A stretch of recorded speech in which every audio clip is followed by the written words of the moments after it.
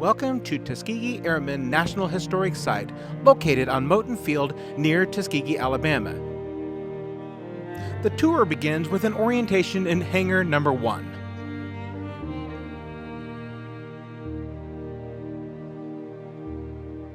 Here you will learn the origins of the Tuskegee Airmen, where on July 19, 1941, 13 young men reported for training with the goal to become the first African American pilots in the United States Armed Forces.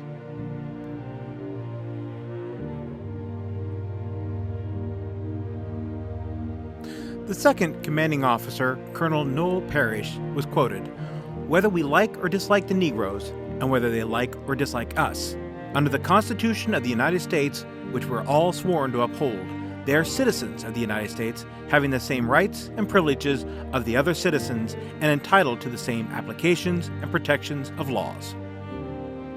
Upon entering the main hangar space, you will see the Stearman PT-17, commonly referred to as the Cadet. It famously sports a bright canary yellow wings with blue fuselage. The Stearman is the aircraft most deeply associated with Moton Field. It was rugged, highly maneuverable, and open cockpit, meaning cadets had to brave the elements while mastering the fundamentals of flight. Also on display in the hangar is the Piper J-3 Cub. This Cub was also heavily utilized for the civilian flight instructors at Tuskegee Institute. This is the exact type of aircraft that Chief Anderson used to fly the First Lady Eleanor Roosevelt over Tuskegee in April 1941. It's a landmark flight that helped shatter the racist myth that African Americans couldn't fly airplanes and secured vital White House support for the program. Also on display is a link trainer that they used for training the pilots before they got into the planes. There's also a display on folding the parachutes for the pilots, just in case they had to jump out. And then there is also on display period uniforms from the Tuskegee Airmen. When you enter the hangar number 2, you will see the legendary P-51 Mustang. This aircraft is the plane that immediately comes to mind when you think of the Tuskegee Airmen. It was a plane that truly defined their legacy, cementing their reputation as elite escort pilots and earning them their famous moniker, the Red Tails.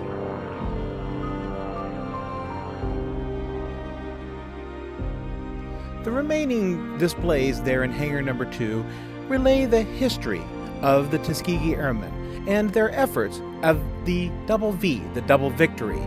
Victory both abroad and victory back home. Victory back home was a hard one fought for equality and civil liberties.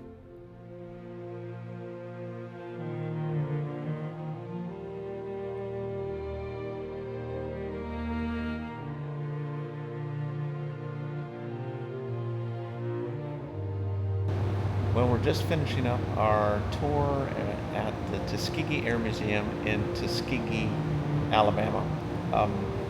Really neat museum. There's 2 different hangars. The other hangar shows the training aircraft, primary one with the Stearman, and over here you'll see some pictures of the Mustang. But I wanted to kind of draw attention to some of the numbers about the Tuskegee. Again, just to move out of the way here just a little bit.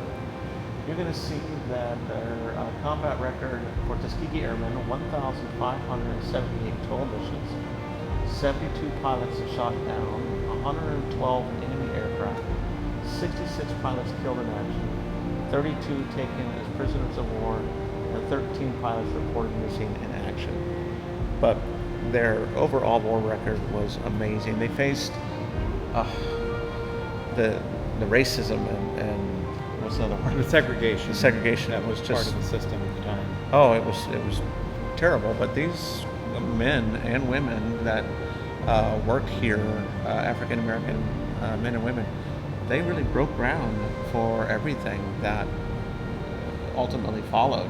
They talked about double victory, victory abroad, victory at home. Yes. They fought just as much when they got back, just to make sure everything would be taken care of. Yeah, but kind of an emotional place and really beautiful. Lots of history to read about.